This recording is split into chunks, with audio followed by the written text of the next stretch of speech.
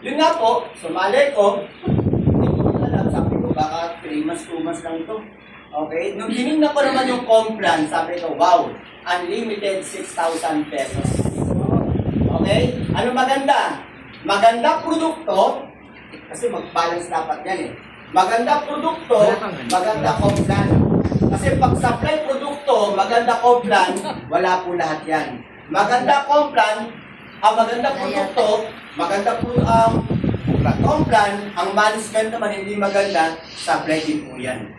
O kaya ang tinignan ko po dito, sino may-ari? Kung sinabi niya sa akin, ang may-ari ng isang doktor, sabi ko, credible yung doktor ang may-ari na ito.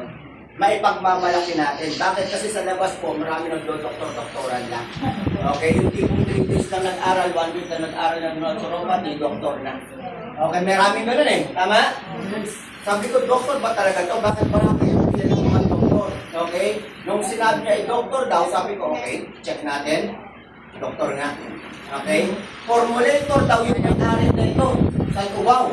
Ibig sabihin po, ang isang produkto, pag hindi inaangkat ng isang owner, malaki ang chance yung ating tayo. Yes. Maraming produkto na maganda. Sinasabi ko sa inyo, ang daming produkto maganda sa labas. Pero kadalasan po inaangkat yan. Tama ba ako? Alam niyo, unlimited 500? Ibig sabihin, magandang produkto nila eh. Di ba? Ang ganda ng produkto. Tandaan niyo po, pag sobrang ganda ng produkto, in demanding product, tandaan niyo po, dudumutin yan, pag hindi ka ready, pwede ka magbago ng price. Tama? Kung hindi mo kontrolado yung produkto mo. Ito po ang kagandahan dito, kontrolado natin. Bakit? Ang may-ari po siya ang nagpo-formulate ng price. Yun, no? Ang produkto natin, lahat ng raw mats nito, dito lang po, locally made sa atin sa Pilipinas. Kaya sabi ko, wow, factory, formulator, doktor, ikaw na lang mag-decide.